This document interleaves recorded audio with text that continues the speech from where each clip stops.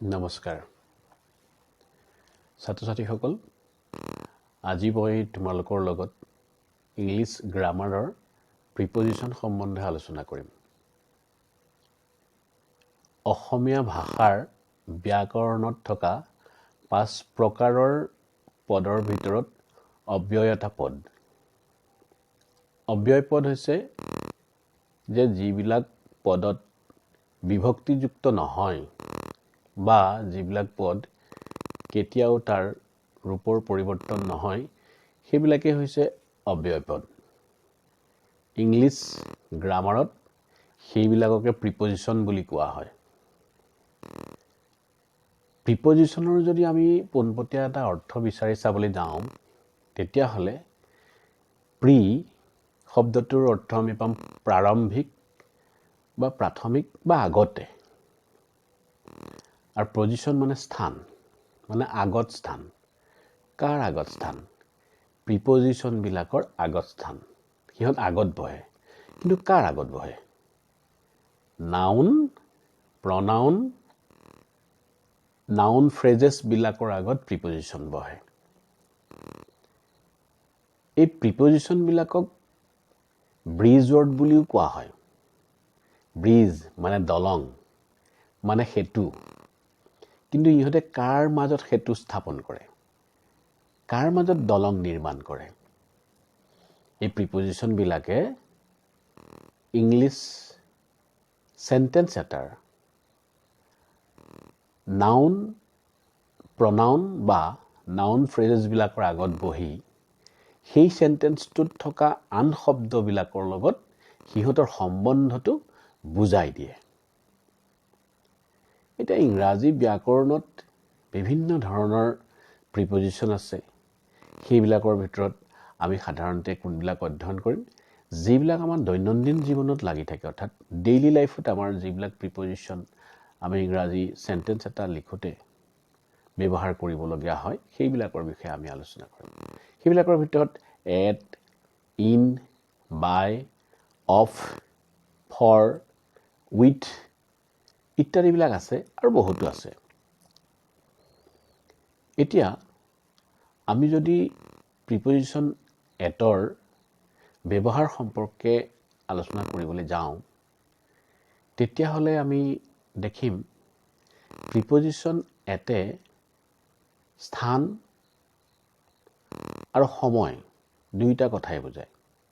অৱশ্যে সকলোবিলাক প্ৰিপজিশ্যনে direction, place, times, ৰিলেশ্যনশ্বিপছ এইবিলাক কথা বুজায়। অৰ্থাৎ সময়, স্থান, দিশ, সম্বন্ধ এই কথাবিলাক বুজায়। এটেও সেই ধৰণৰ স্থান আৰু সময়ৰ কথা বুজায়। এটে যেতিয়া স্থানৰ কথা বুজাবলগীয়া হয় ক'ত ক'ত বহে, কেনেকৈ বহে। এতিয়া গাঁও, সৰু চহৰ, মন্দিৰ, চিনেমা, দোকান ইত্যাদিবিলাকৰ যদি কথা কোৱা হয় তেতিয়াহ'লে সেইবিলাকৰ নামৰ আগত প্ৰিপজিশ্যন এট বহিব। আমি কেইটামান উদাহৰণৰ জৰিয়তে এই কথাটো আমি বুজি ল'ব পাৰিম। মোৰ ঘৰ নাহৰতলিত। নাহৰতলি ধৰা এখন গাঁও। গতিকে এই বাক্যটো অসমীয়াৰ পৰা যেতিয়া ইংলিছলৈ আমি ট্ৰান্সলেট কৰিম তেতিয়া তাত এই নাহৰতলি গাঁওখনৰ কথা বুজাবলৈ গাঁওখনৰ আগত কি বহিব? প্ৰিপজিশ্যন এট বহিব। কেনেকৈ হ'ব? My home is at Naharatoli. At Naharatoli হৈছে ইয়াত। আকৌ কোৱা হয় মোৰ দেউতা আজি ঘৰত আছে। My father is at home today. At home today. হোমৰ আগত কি বহিছে? এট বহিছে। ঠিক সেইদৰে সৰু ঠাইৰ নাম যদি কোৱা হয়, চম্পাৱতী জলপ্ৰপাত চাপানালাত আছে। The Sampawati Falls is at Sapanala. Sapanala এখন সৰু ঠাই। গতিকে তাৰ আগত কি বহিছে? এট বহিছে। ঠিক তেনেকৈ আমি আৰু অন্য ধৰণৰ কিছুমান যদি উদাহৰণ লওঁ, যে ৰঙা ফিটাডাল শইকীয়াৰ দোকানত পোৱা যায়। The red ribbon is found at Soikia's shop. মই ল'ৰাজনক মৃত্যুঞ্জয় মন্দিৰত লগ পাইছিলোঁ। I met the boy at Mrityunjay temple. এইবিলাক হৈছে এটৰ জৰিয়তে স্থানৰ কথা বুজোৱাৰ বাবে আমি প্ৰয়োগ কৰা বাক্য। এই এটে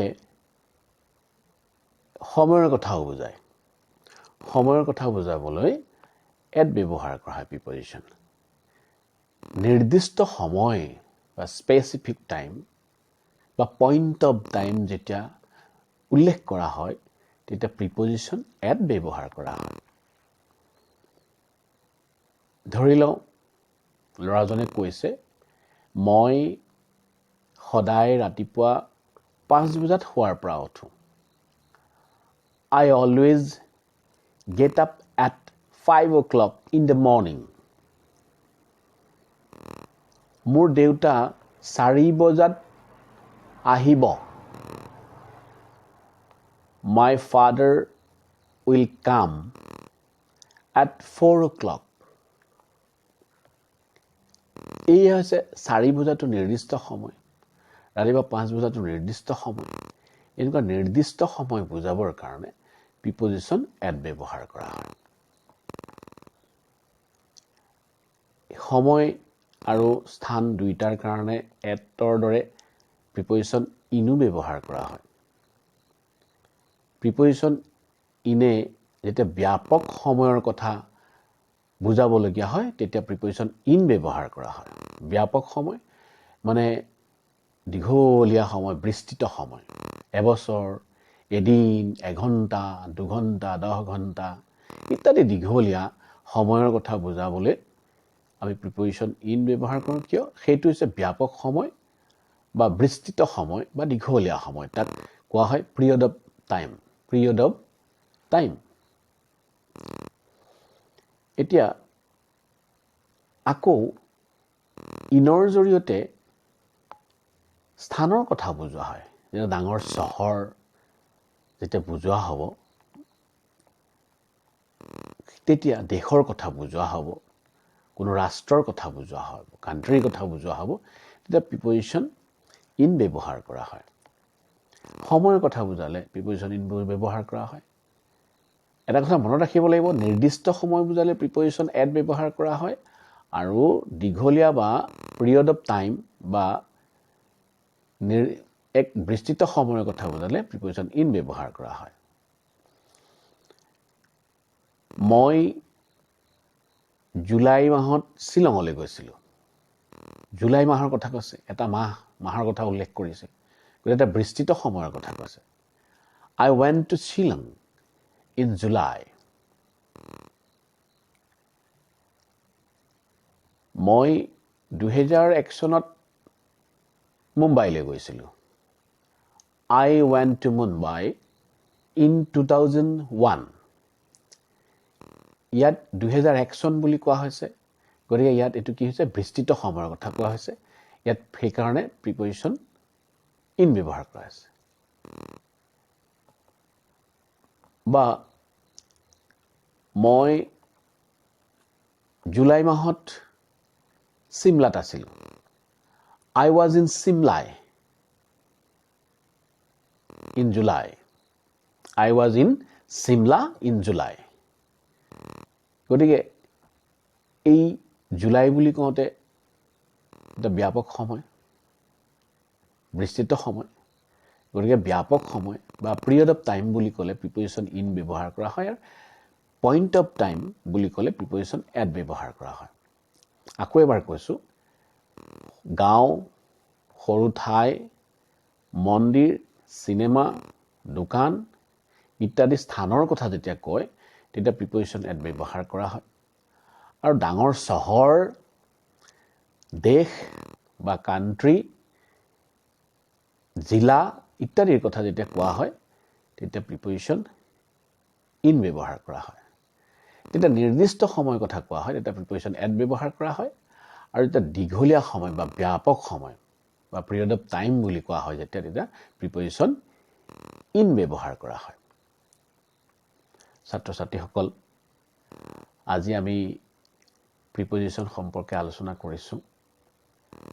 তোমালোকক এইখিনিতে এটা কথা কওঁ, মোৰ এই চেনেলটো তোমালোকে ছাবস্ক্ৰাইব কৰিবা। এই চেনেলটোৰ নামটো হৈছে AB ষ্টাডি এণ্ড কেয়াৰ।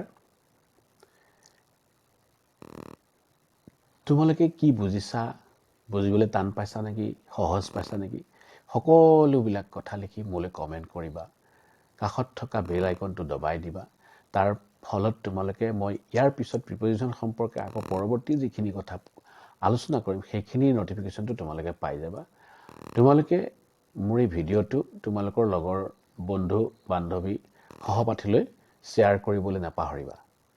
পৰৱৰ্তী খণ্ডত লগ পাম দেই।